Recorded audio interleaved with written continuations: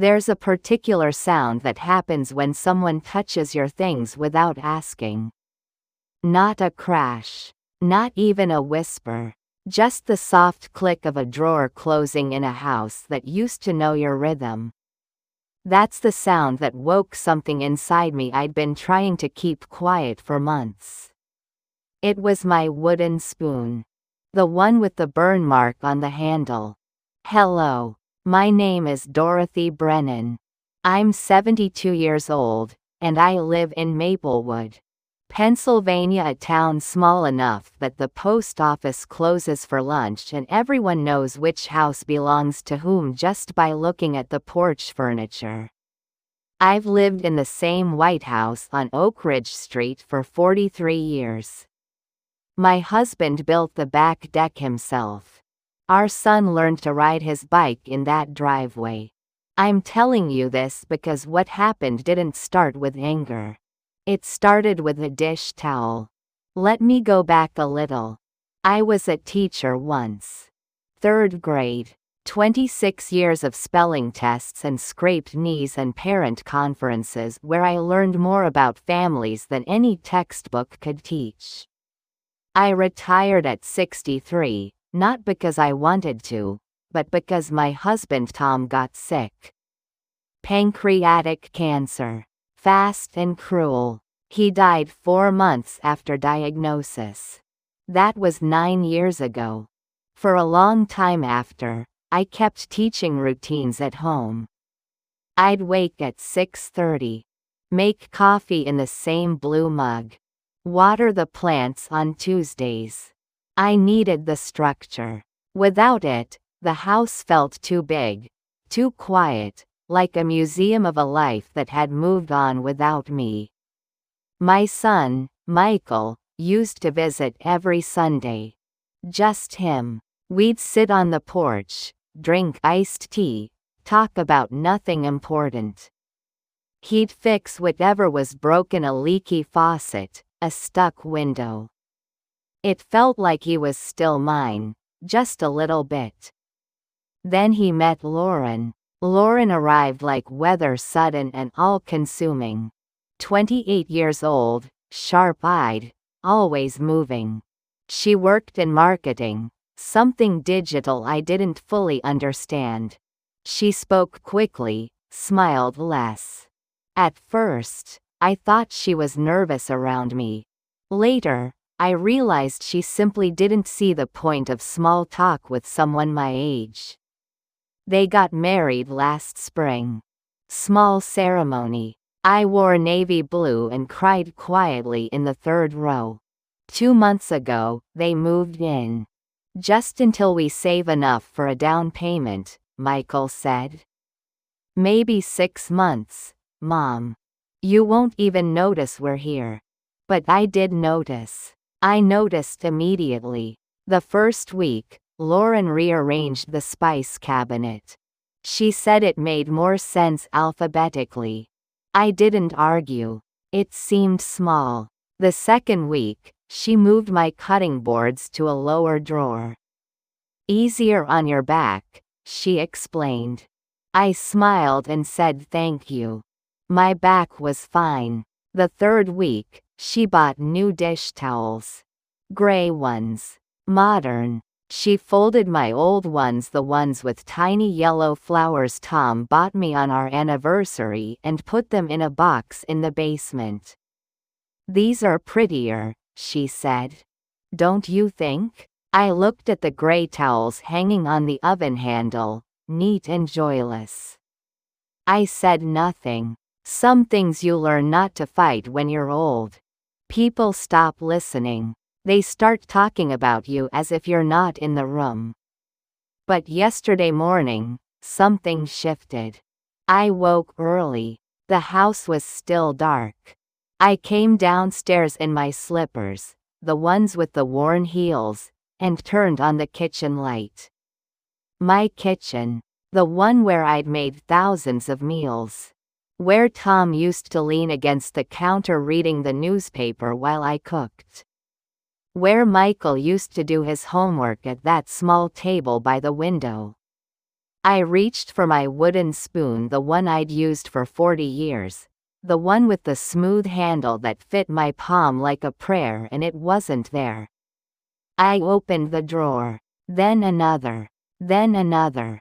It was gone. I found it 10 minutes later, in a box labeled, "Donate," near the back door. Underneath 3 of my old mixing bowls and a set of measuring cups Tom gave me when we first moved in. My hands shook as I lifted it out. Not from cold. From something else. Something that felt like waking up in your own house and realizing you'd become a guest. I heard footsteps on the stairs. Lauren appeared in the doorway, hair pulled back tight, already dressed for the day even though it was barely 6:30. She saw me holding the spoon. "Oh," she said. "I was going to ask you about that stuff. Most of it's pretty worn out. I ordered new utensils. They'll be here Thursday." I looked at her. Really looked. She wasn't cruel. She wasn't even unkind. She was simply young and certain. The way young people are when they believe efficiency is the same as wisdom. "This is my spoon," I said quietly. She smiled. "I know, but it's got that burn mark on it. The new set is stainless steel. Much nicer." "I don't want a new set." Her smile thinned. "Dorothy, I'm just trying to help. Half the stuff in here is outdated. If we're going to share this space, we should make it functional for everyone." Share this space. The words hung in the air like smoke. Michael came down a moment later, tie loose around his neck, coffee already in his hand from the new machine Lauren bought. The old percolator Tom's was in the basement now too. "Morning, Mom," he said. Then, to Lauren, "Ready?" "Almost," she answered. She turned back to me. "Just think about it, okay? We want this house to feel comfortable for all of us." They left together. I heard the car pull out of the driveway, heard the sound fade down Oak Ridge Street. I stood in the kitchen, still holding my spoon, and felt something I hadn't felt in a very long time. Not sadness. Anger.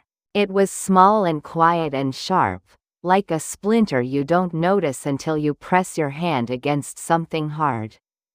I put the spoon back in the drawer. The right drawer. Where it belonged. Then I made my coffee in the old percolator I brought back upstairs. I sat at the table by the window, the one Tom built, and watched the morning light stretch across the yard. And I realized something. This house still had my name on the deed. My name.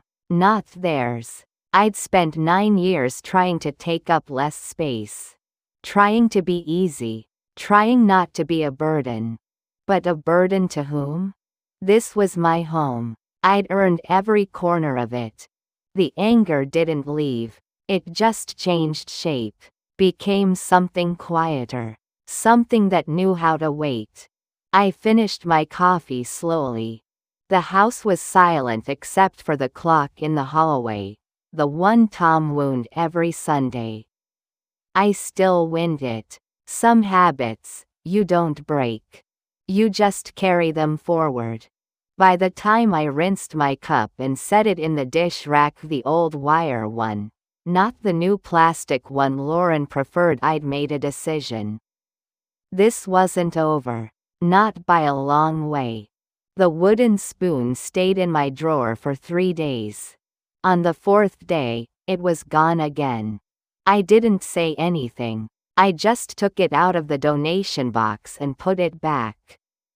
Lauren didn't mention it. Neither did I. We moved around each other in the kitchen like dancers who'd never learned the same steps. But other things kept disappearing. My recipe box. The green one with index cards in my own handwriting. Tom's mother gave it to me the week we got married. I'd kept it on the counter for 40 years, right next to the stove. One morning it was gone. I found it in the cupboard above the refrigerator. The one I can't reach without a step stool. I put it up there to clear counter space, Lauren said when I asked. You weren't using it anyway, right? I was. Every Sunday I made Tom's mother's beef stew. I'd done it for 9 years since he died. It was the one meal that still felt like he was sitting at the table. I brought the recipe box back down. 2 days later, it was up in the cupboard again. That's when I realized something. This wasn't about organization. This was about territory. Lauren was marking the house the way animals mark trees. Slowly, quietly, until everything that was mine carried her scent instead. I decided to talk to Michael. I found him in the garage on a Saturday morning. He was standing in front of Tom's old workbench, holding a socket wrench like he'd forgotten what it was for. Your father kept every tool he ever bought, I said from the doorway. Michael jumped. Mom. Hey. Didn't hear you come in. I walk quietly these days, I said. Old habit. He set the wrench down. He looked tired. Not sleepy tired. Life tired. The kind that settles into your shoulders and stays there. Can we talk? I asked. Sure. He didn't meet my eyes. I sat on Tom's old stool. The one with the cracked vinyl seat. Michael, I need to ask you something, and I need you to be honest. Okay. Do you think I'm losing my ability to manage my own house? His face changed. Not much. Just a small tightening around the mouth. What? No. Why would you think that? Because Lauren keeps moving my things. Hiding them. Telling me what I do and don't need. And you're not saying anything about it.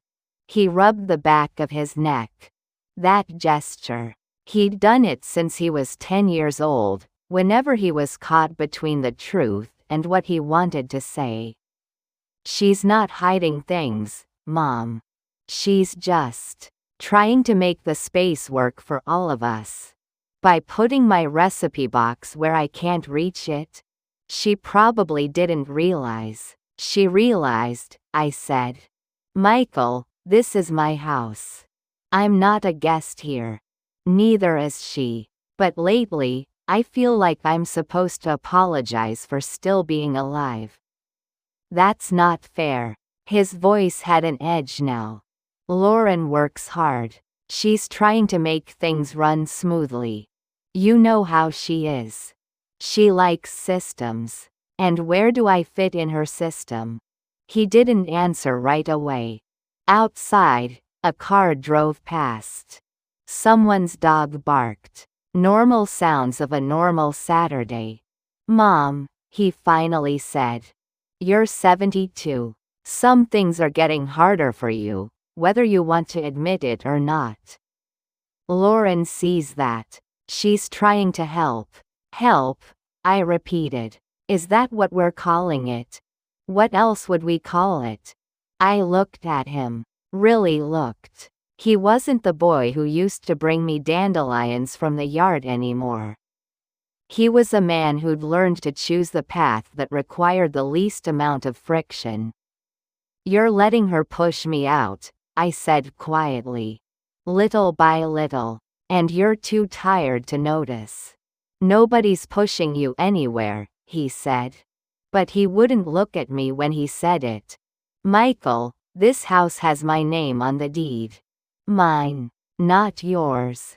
Not hers. If I wanted you to leave tomorrow, you'd have to go. Do you understand that? He stared at me. Something flickered across his face.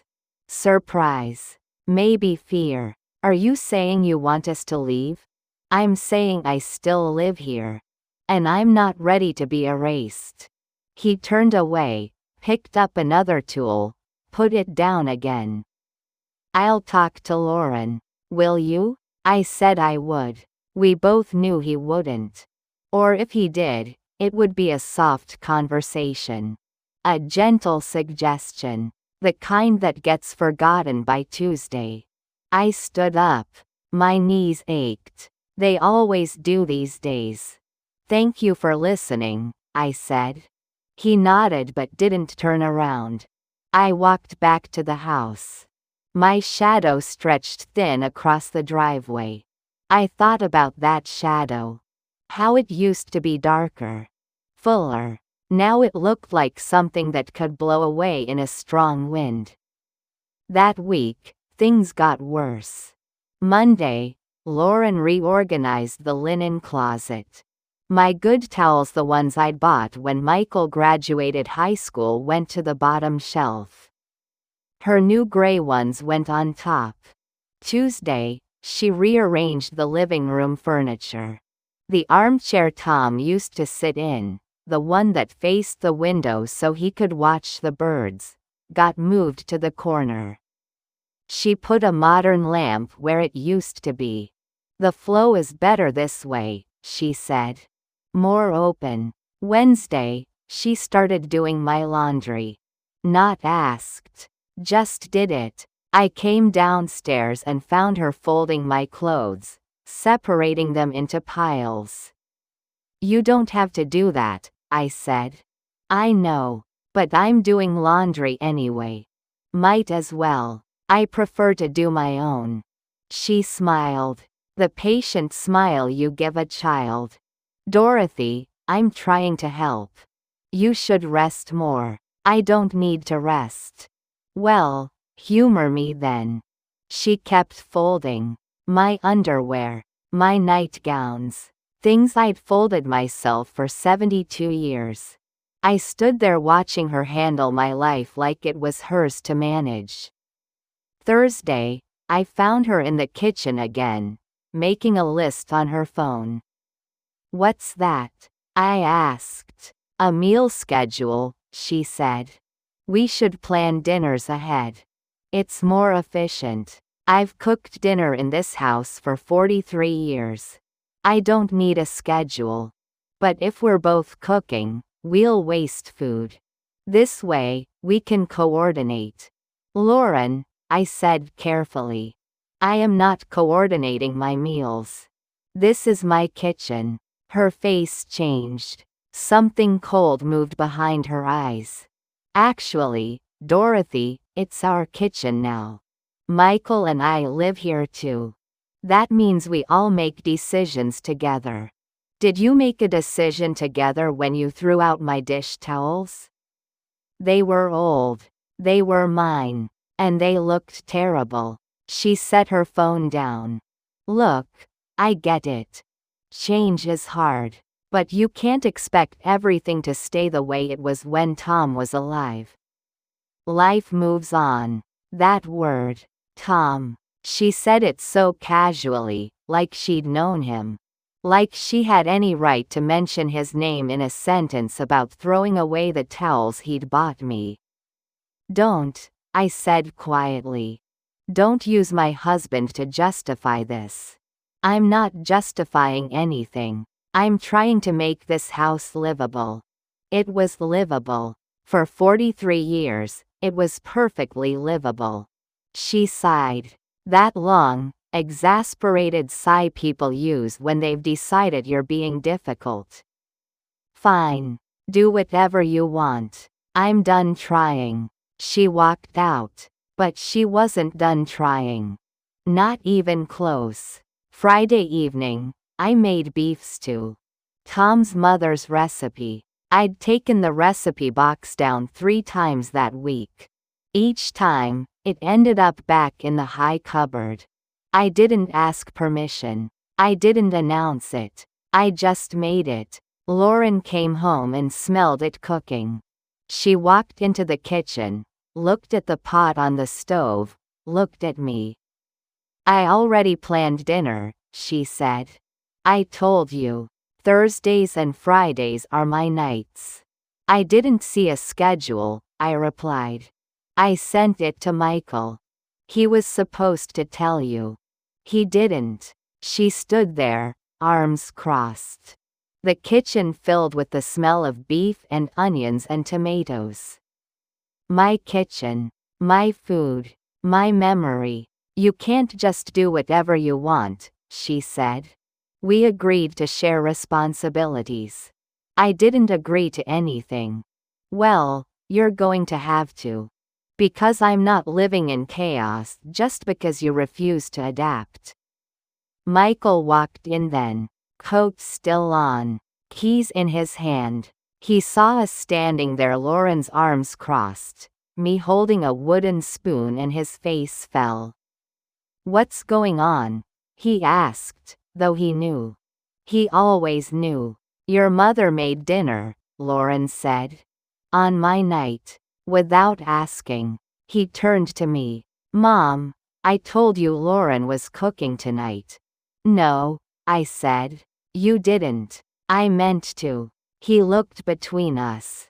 Can we all just eat together? Whatever's made. That's not the point, Lauren said. The point is respect. The point is following the system we agreed on. I didn't agree to your system, I said again. This is my home. I've cooked in this kitchen longer than you've been alive. I don't need permission to make dinner. If we're all living here, yes, you do. The words hung in the air like a challenge. Michael rubbed his face. Can we not do this right now? Please? We're not doing anything, Lauren said. Your mother is. Something inside me went very still. Very cold. I see, I said softly. I turned off the stove. Moved the pot to a back burner. Wiped my hands on the gray towel hanging by the sink. The one that wasn't mine.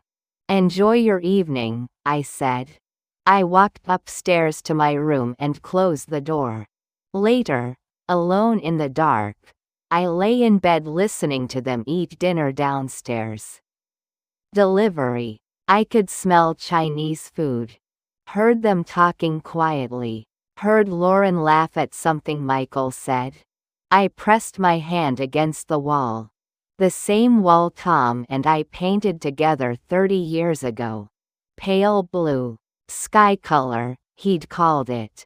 So we always remember there's more above us.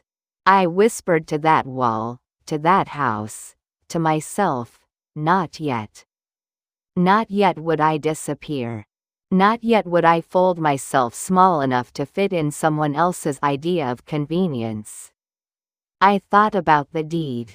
About Tom's name next to mine, his signature barely legible in his last months. About the trust we'd set up so Michael wouldn't have to deal with probate when I died. I'd meant it as a gift. A way to make things easy for him. But somewhere in that trust, in those legal papers, was something I needed to understand. Some line I needed to read carefully. Because this house wasn't just bricks and wood. It was 43 years of my life. It was every morning I woke up next to Tom. Every night I waited for Michael to come home past curfew. Every holiday, every fight, every forgiveness. And if I didn't protect it now, I'd wake up one morning and find that two had been reorganized into something I no longer recognized. I got out of bed. Opened my nightstand drawer. Found the folder with all our important papers. Found Mr. Keller's business card, the lawyer who'd handled Tom's estate. Monday morning, I'd call him. For now, I sat by the window and looked out at the street. At my street. At the place where I'd built a life.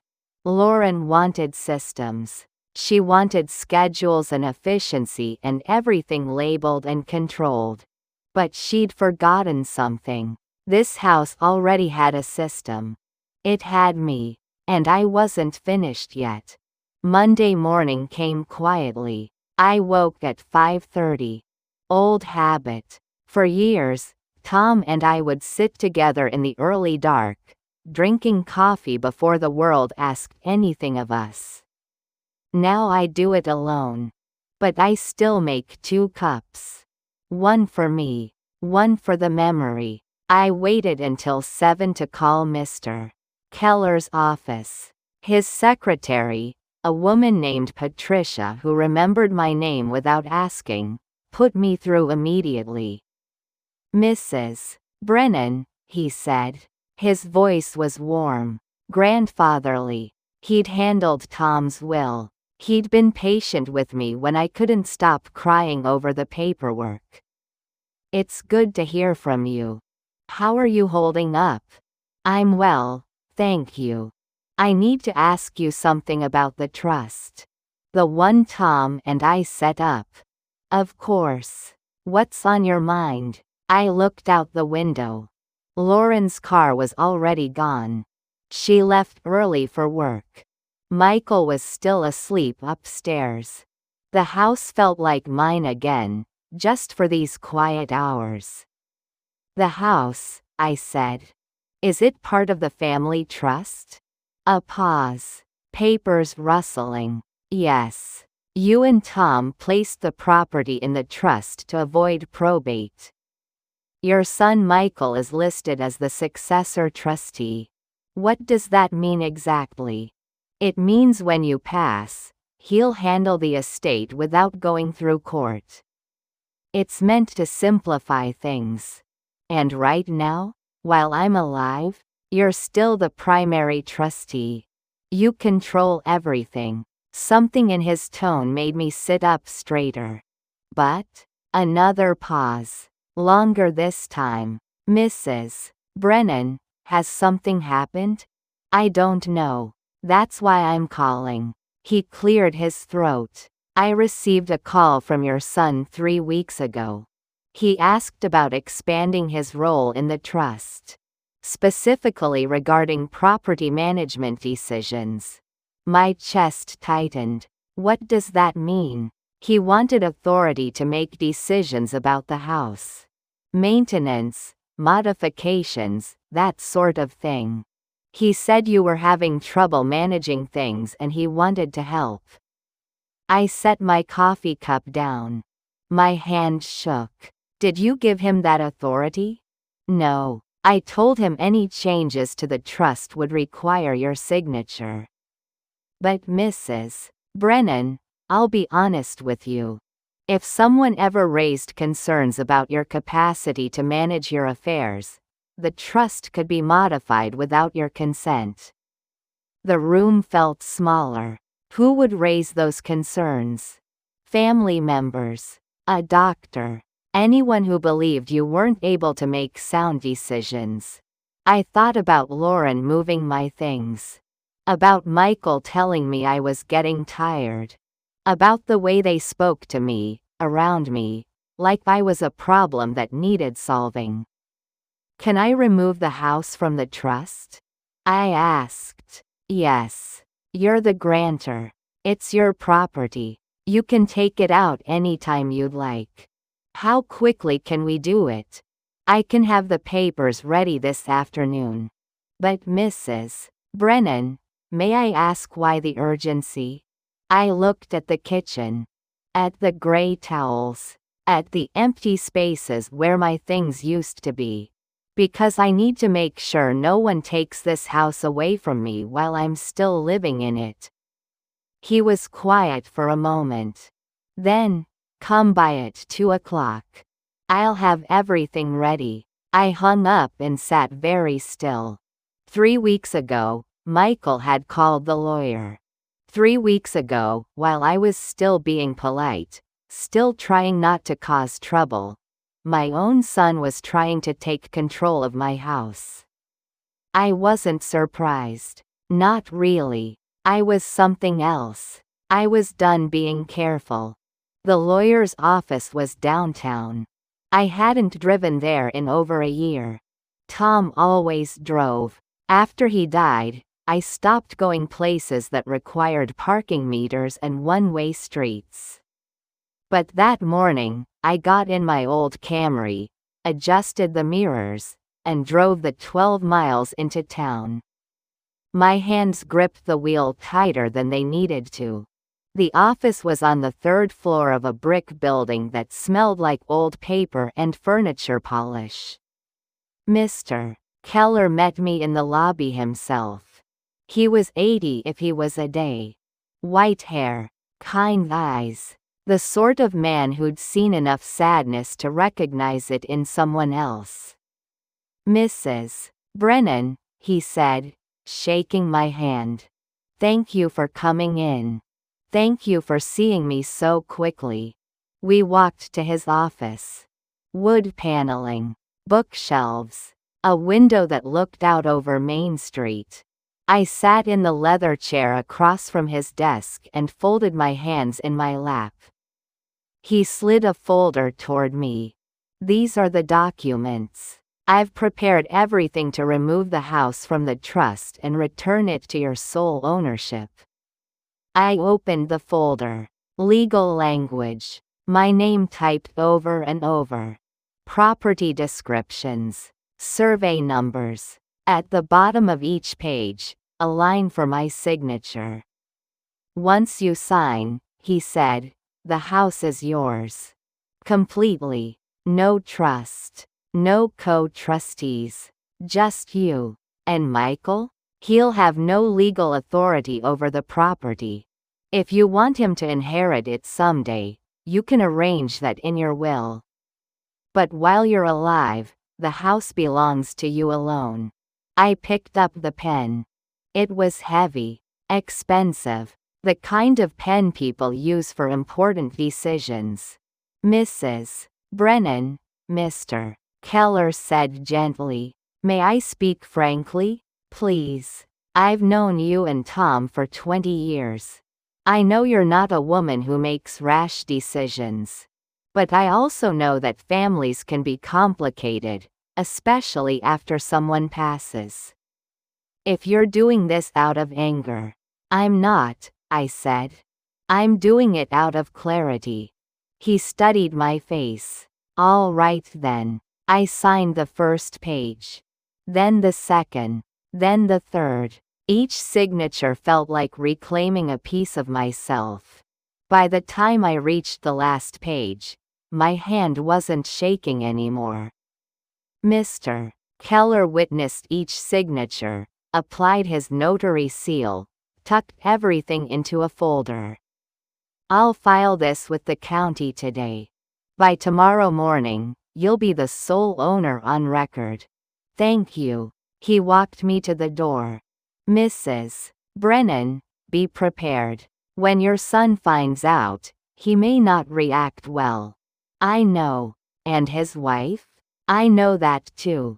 He nodded. "You're a strong woman. Tom always said so." My throat tightened. "Did he?" "Every time I saw him.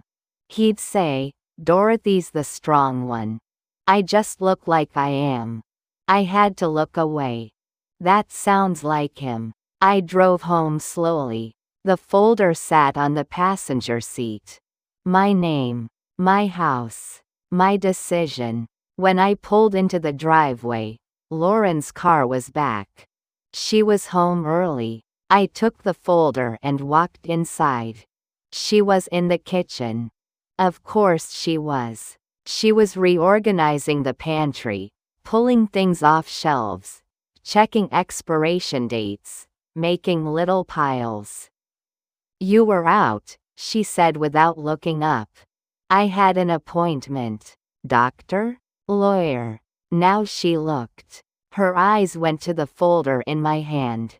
"Is everything okay?" "Everything's fine." She stood there, waiting for more. I didn't give it to her. "Well," she said finally, "while you're here, can we talk about the pantry? Some of this stuff is years old. I think we should." "No." She blinked. "Excuse me? No. We're not talking about the pantry. Dorothy, I'm just trying to help." "Stop saying that." My voice was quiet but it cut through the room. "Stop saying you're helping when what you're doing is erasing me." She straightened. That's not fair, isn't it? You've moved my things, changed my routines, thrown out what mattered to me. And now you've convinced my son I can't manage my own life. Her face changed. Something defensive moved into her expression. Michael's worried about you. So am I. You're not as sharp as you think you are. I'm sharp enough to know what you're doing. And what's that? Pushing me out. Making room for yourself by taking up all my space. She laughed. Not a kind laugh. A disbelieving one. You're being paranoid. Michael called our lawyer 3 weeks ago, I said. He tried to get control over this house. Did you know that? Her face went very still. He was trying to help. Did you tell him to do it? She didn't answer right away. That was answer enough. You need help, Dorothy. You're 72. Things are getting harder for you. We can see it even if you can't. The only thing that's gotten harder, I said, is living in my own home while you pretend it's yours. This isn't just your home anymore. Michael lives here. I live here. We're a family. No, I said. You're guests. She stared at me. What did you do? I set the folder on the counter. I took the house out of the trust. As of tomorrow, it's in my name only. Michael has no claim to it. Neither do you. The color drained from her face. You can't do that. I already did. That house is Michael's inheritance. You can't just. It's my house, I said. What I do with it is my decision. Not yours. Not his. Mine. She grabbed her phone. Her hands shook as she texted. I knew who she was texting. He's going to be furious, she said. Probably. You're making a huge mistake. Maybe, but it's my mistake to make. She stared at me like I'd become someone she didn't recognize. Maybe I had. Maybe I'd been disappearing so long I'd forgotten what I looked like when I stood my ground. This is ridiculous, she said. You're acting like we're the enemy. You are, I said softly. You just don't see it. She grabbed her purse and walked out. The door slammed behind her. I heard her car start, heard gravel spray as she backed out too fast. I stood alone in the kitchen. In my kitchen. In my house. I should have felt victorious. I should have felt strong. Instead, I felt tired. The kind of tired that lives in your bones. I made tea. The old kettle, the one Lauren wanted to replace with an electric one. I sat at the small table by the window and waited. Michael came home an hour later. I heard his car, heard the door open, heard him calling my name. Not, Mom. Just, Dorothy. He came into the kitchen. His face was red, his jaw tight. What did you do? He asked. I took my house back. That was my inheritance. My security. You had no right. I had every right, I said. It's my house. We're trying to help you. You tried to take control behind my back. That's not help. That's betrayal. He slammed his hand on the counter. I flinched. He'd never done that before. Never raised his voice like that. You're being selfish, he said.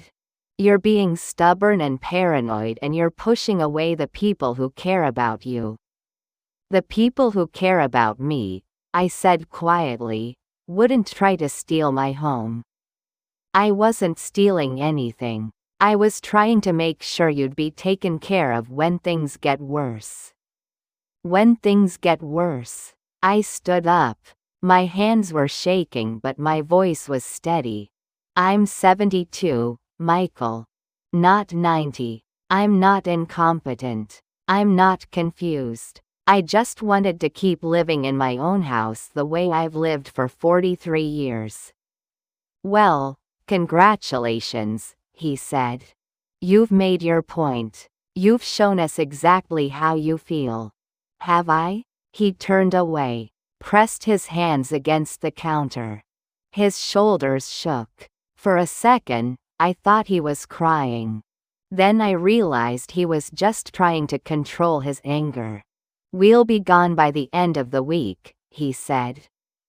My heart dropped. Michael, no, you made your choice. Now we'll make ours. He walked out. I heard him on the phone upstairs. Heard his voice, loud and sharp, talking to Lauren. I sat back down at the table. Outside, the sky was turning gray. Rain coming. Tom used to love rain. He'd sit on the porch and watch it fall, said it made the world feel clean. I pressed my hand against the table. Against the wood Tom sanded smooth 30 years ago. I'd won. I'd reclaimed my house. I'd stood my ground. So why did it feel like I'd just lost everything? They didn't speak to me for 2 days. I heard them upstairs. Doors closing. Quiet conversations. The sound of drawers opening and closing. They were packing. I knew they were packing. I kept waiting for one of them to come downstairs. To talk to me. To say something. Nobody came. Wednesday morning, I made coffee. Just 1 cup this time. I sat at the kitchen table and looked at the folder from Mr. Keller. My name on every page. Dorothy Ann Brennan, sole owner. It should have felt like freedom. It felt like waiting for a storm. Lauren left early for work. She didn't say goodbye. Michael came down around 8. He poured coffee into a travel mug. Didn't look at me. Michael, I said. I'm late for work. Please. He stopped. His hand on the doorknob. His back to me. What do you want me to say, Mom? I want you to understand why I did it. I understand, he said. You don't trust us. You think we're trying to steal from you. Message received. That's not. I have to go. The door closed. The house went quiet again. I sat there for a long time.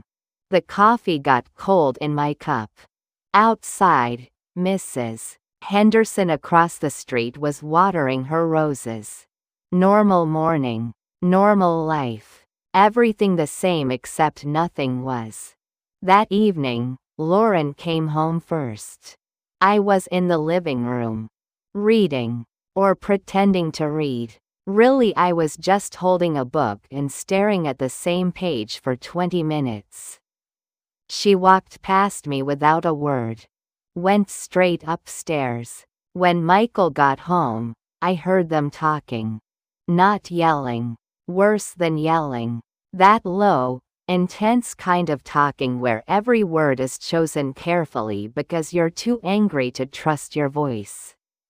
Then I heard footsteps. Both of them coming down. They stood in the doorway of the living room. Lauren's arms were crossed. Michael's hands were in his pockets. We need to talk, Michael said. I set my book down. All right. They came in but didn't sit. They stood there like they were in someone else's house. Like this was a formal meeting. Lauren and I have been discussing the situation, Michael said. His voice was flat, professional, like he was in a business meeting.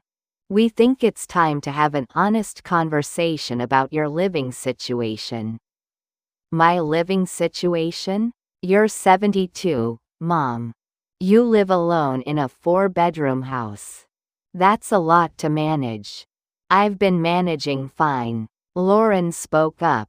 Her voice was different than usual. Softer. More careful. Dorothy, we're not trying to attack you. We're concerned. You forget things. You get confused about dates. Last week you left the stove on. I turned it off after 10 minutes. But you left it on, she said. What if you'd forgotten longer? What if there'd been a fire? There wasn't. This time. Michael stepped forward. Mom, we love you. We want you to be safe. But this house is too much. The yard. The maintenance. All of it. My chest tightened. What are you saying? We think you should consider other options, Lauren said. A smaller place. Maybe a community where there's support. Where you wouldn't have to worry about everything.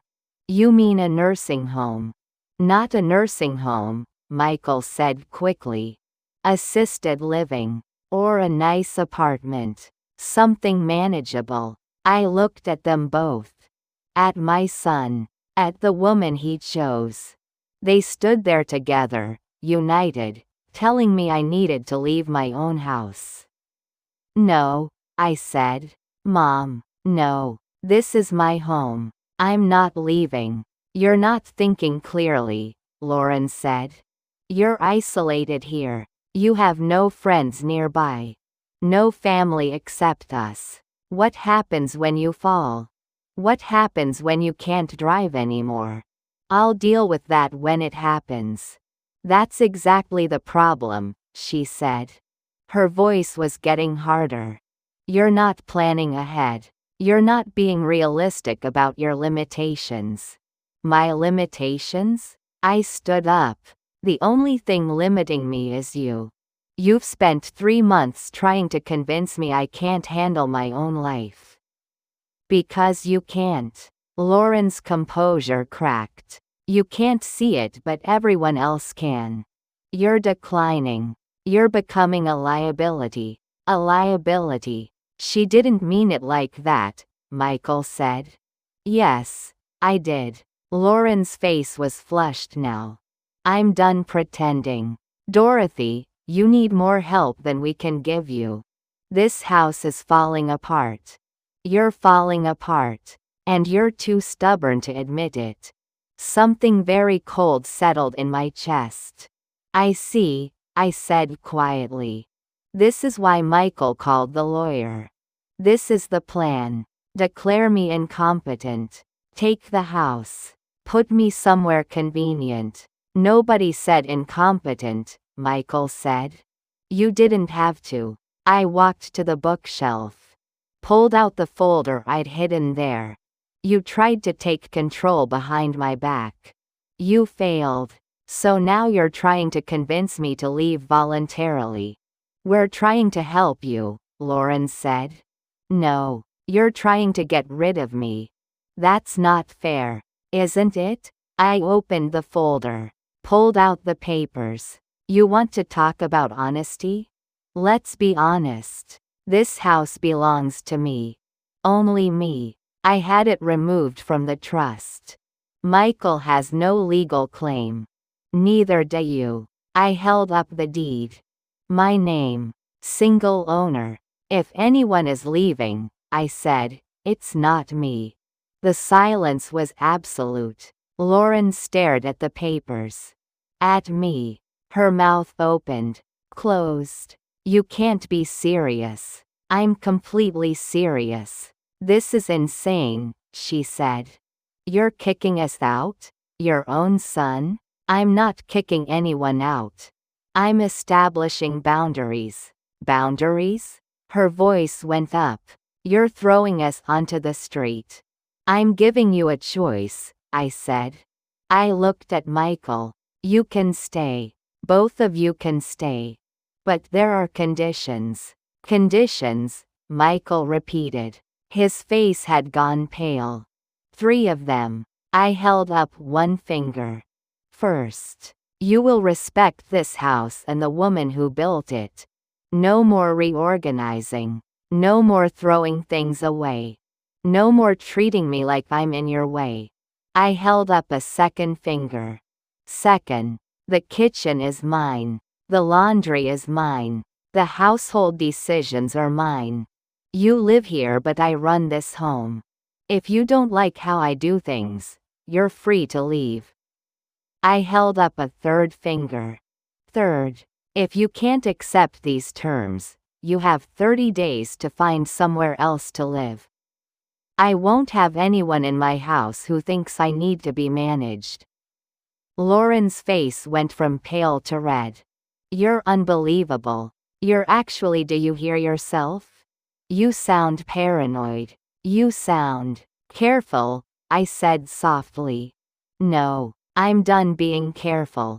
She turned to Michael. Are you hearing this? Your mother is having some kind of breakdown and you're just standing there. Mom, Michael said. His voice cracked. Please. Let's just calm down. I am calm, I said. Calmer than I've been in months. You're destroying this family, Lauren said. Tears were starting now. Real ones. Everything we've tried to do. Everything we've sacrificed to help you. And this is how you repay us. What exactly have you sacrificed? I asked. We gave up our apartment.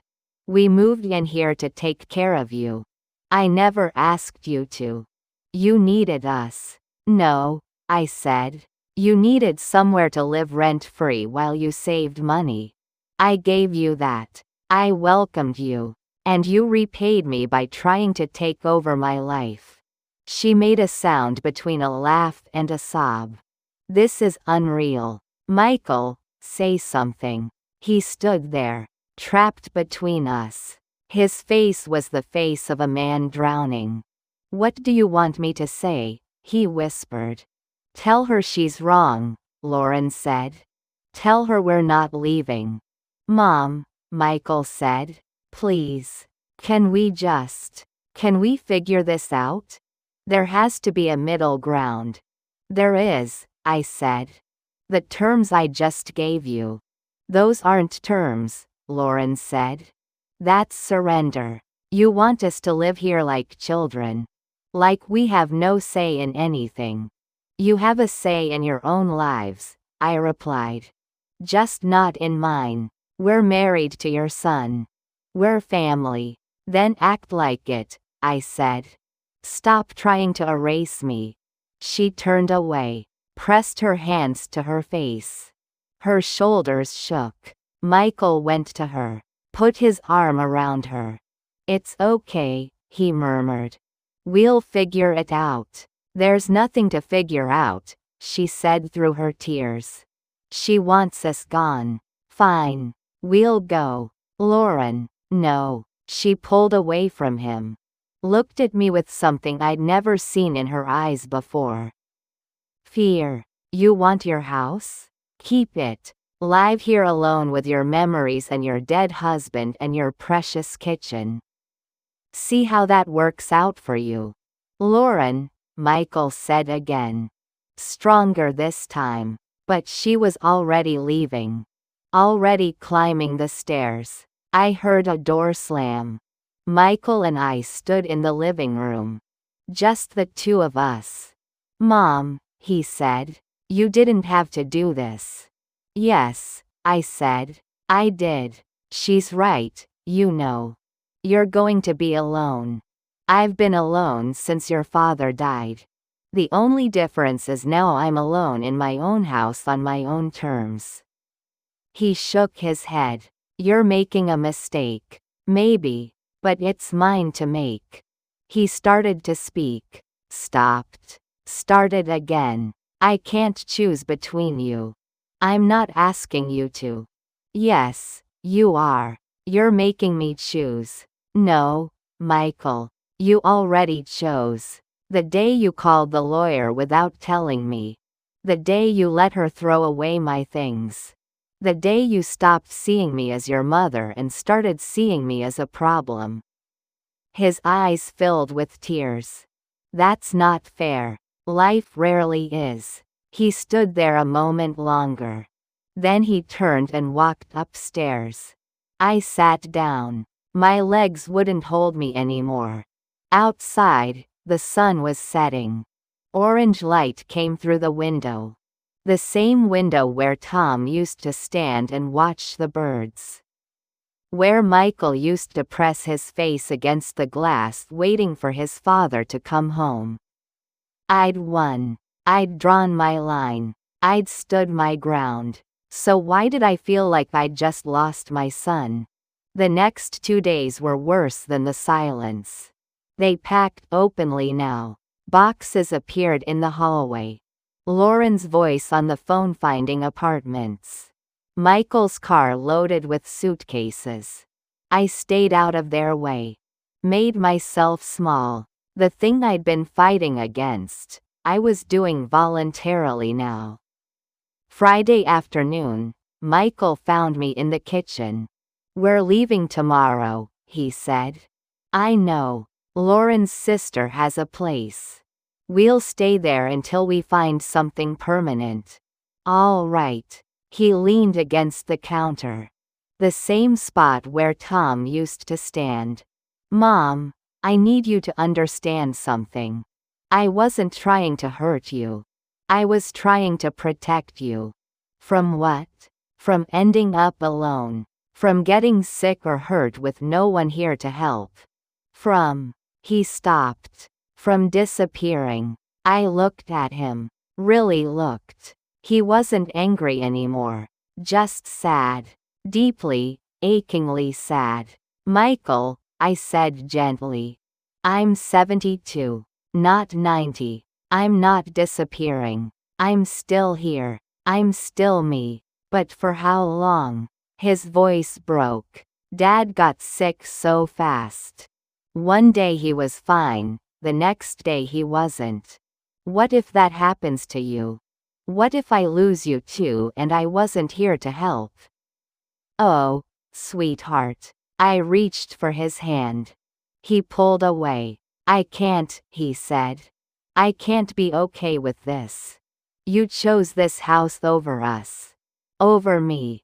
That's not what happened." "That's exactly what happened." He straightened. "When you need help, when something goes wrong, don't call me. You made it very clear you don't need anyone." He walked out. I stood in the kitchen. My kitchen. My house. My choice. And I wondered if being right was worth being alone. That night I sat in Tom's chair. The one by the window. The one Lauren had moved to the corner. I'd moved it back. I looked out at the street. At the porch light across the way. At the empty driveway where Michael's car used to be. Tomorrow they'd be gone. The house would be mine again. Completely mine. I pressed my hand against the armrest. Tom's armrest. Worn smooth by his hands. Did I do the right thing? I whispered. The house was quiet. No answer. Just the ticking of the hallway clock. Outside, it started to rain. Tom would have loved this rain. I sat there and watched it fall and tried to remember what victory was supposed to feel like. They left on a Saturday morning. I watched from the upstairs window. Michael loading the last boxes into his car. Lauren sitting in the passenger seat, not looking back. The engine started. They pulled out of the driveway. I stood there until the car disappeared around the corner. Then I went downstairs and walked through every room. The house felt different, lighter somehow, like it had been holding its breath and finally let go. Their bedroom door was open. The bed stripped. Closet empty. A few wire hangers on the rod. Nothing else. It looked like a guest room again. Like they'd never been there at all. I closed the door. In the kitchen, the gray towels were gone. Lauren had taken them. The old ones with yellow flowers were back on their hook. I don't remember putting them there. Maybe I did it in my sleep. Maybe the house did it itself. I made coffee in Tom's old percolator. The sound of it brewing filled the kitchen. That familiar bubbling. I'd heard it 10,000 mornings. It sounded like home. I sat at the table by the window and drank it slowly. The house was quiet, but it wasn't empty. It was full. Full of 43 years. Full of every breakfast, every argument, every Christmas morning. Full of Tom. Full of the boys when they were small. Full of me. I'd spent 3 months feeling like a ghost in my own home. Now I was solid again. But solid doesn't mean painless. The first week alone was strange. I kept listening for footsteps upstairs. For Lauren's voice. For Michael's car in the driveway. The absence was loud. I moved through the house slowly, putting things back where they belonged. The recipe box came down from the high cupboard. Tom's chair returned to its spot by the window. My spices went back in the order I'd kept them for 40 years, not alphabetical, but by how often I used them. Cinnamon and oregano in front. Cardamom in back. Small things. But they mattered. Each one felt like reclaiming a piece of myself I'd let slip away. Tuesday afternoon, Mrs. Henderson from across the street knocked on my door. She was holding a casserole dish covered in foil. "I saw Michael's car leave," she said. "Are you all right, Dorothy?" "I'm fine," I said. She looked at me carefully. She's 76. She knows what fine means when older women say it. "I made too much lasagna," she said, handing me the dish. "Would you mind helping me with it?" We both knew she hadn't made too much. We both knew she was checking on me. "Thank you," I said. "Would you like to come in for coffee?" We sat at my kitchen table. She told me about her daughter in Ohio. About her grandchildren. About the roses in her garden that weren't blooming right this year. She didn't ask about Michael. She didn't ask what happened. She just sat with me and talked about ordinary things. When she left, I stood at the door and watched her cross the street. She turned and waved. I wasn't as alone as I thought. That night I sat in Tom's chair and looked at our wedding photo on the mantel. We were so young, 23 and 25. I wore a simple white dress. He wore a borrowed suit. We got married in a church that doesn't exist anymore and had our reception in his parents' backyard. Did I do the right thing? I asked him. Same question I'd been asking all week. The photo didn't answer. Tom never answered from photos. But I knew what he would have said if he'd been sitting beside me. "You did what you had to do, Mari." He always called me Mari. Only him. Never Dorothy. I missed him so much it made my chest hurt. But I also felt him here. In this house. In the chair. In the walls he painted and the floors he refinished and the kitchen where we stood together 10,000 times. He would have understood. He would have backed me up. That thought steadied me. 2 weeks passed. Michael didn't call. I didn't call him. The silence between us grew bigger every day. I thought about reaching out. Picking up the phone. But every time I got close, I remembered what he'd said. "When you need help, don't call me." He'd meant it. I could hear it in his voice. So I didn't call. Instead, I started doing small things around the house. Things I'd let slide. I cleaned out the garage. Organized Tom's tools. Fixed the loose board on the back porch. It took me 3 days and my knees hurt afterward, but I did it. I could still take care of things. I could still take care of myself. One afternoon I was in the garden pulling weeds when I found something I'd forgotten. A small stone painted blue. Michael made it in 2nd grade. He'd written, "Best Mom," in white paint across it. The letters were crooked. The paint was chipping. I held it in my hand and cried. Not for long. Just a few minutes. Just enough to let some of the weight out. Then I took it inside and put it on the windowsill above the kitchen sink, where I could see it every day. I loved my son. I still loved my son. But love doesn't mean disappearing. It doesn't mean shrinking yourself so small that someone else can be comfortable. That's what I'd been doing. Shrinking. Getting quieter. Taking up less space. Lauren didn't make me do it. Neither did Michael. I did it to myself because somewhere along the way I'd started believing that being old meant being less visible, less important, less deserving of space. I was wrong. 3 weeks after they left, I got a letter. Not from Michael, from Lauren. It was short, handwritten, no return address. Dorothy, it said. I'm sorry for how things ended.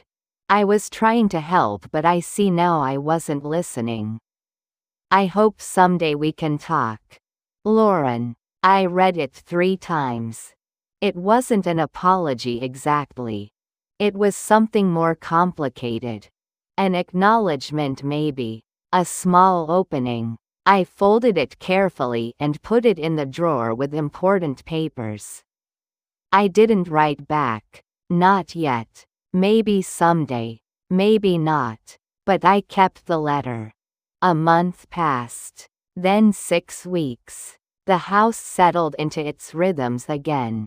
Morning coffee. Afternoon walks.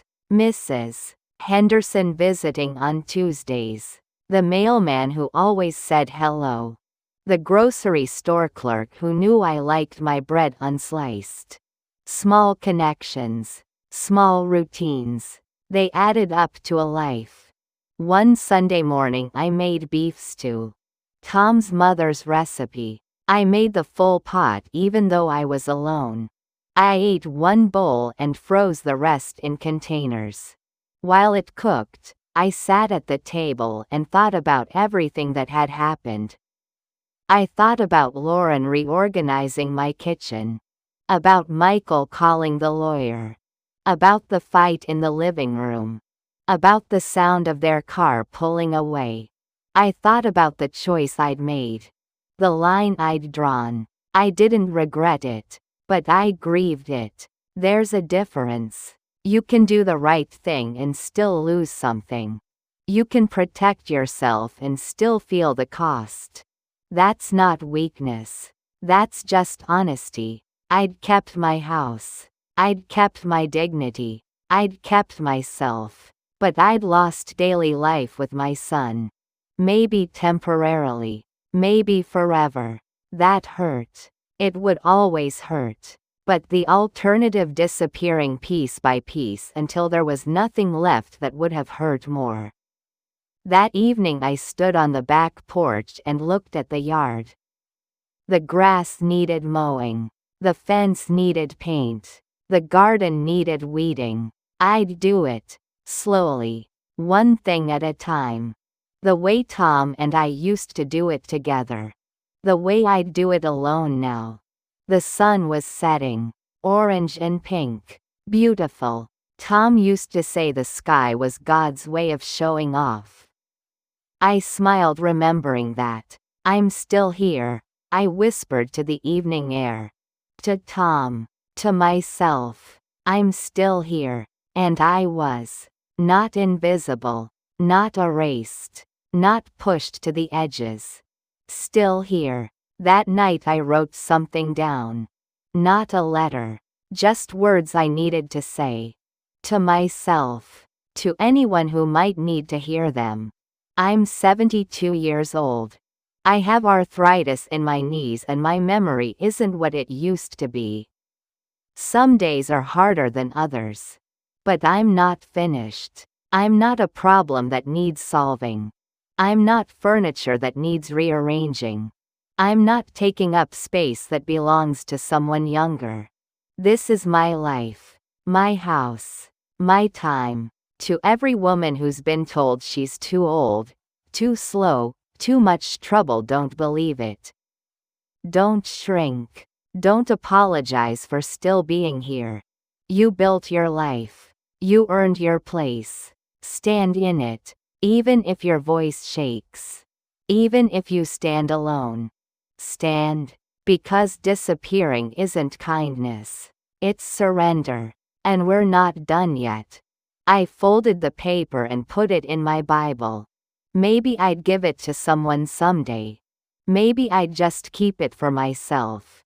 It didn't matter. What mattered was that I'd written it. That I believed it. The house creaked around me. Old houses do that. They settle. They shift. They breathe. This house and we'd been breathing together for 43 years. We'd breathe a while longer. I didn't know what the future held. Maybe Michael would call. Maybe he wouldn't. Maybe I'd grow old here alone. Maybe not. But whatever came, I'd face it in my own home. On my own terms. As myself. That was enough. That was everything. I turned off the lights downstairs. Locked the doors. Went up to bed. Through my window I could see the stars.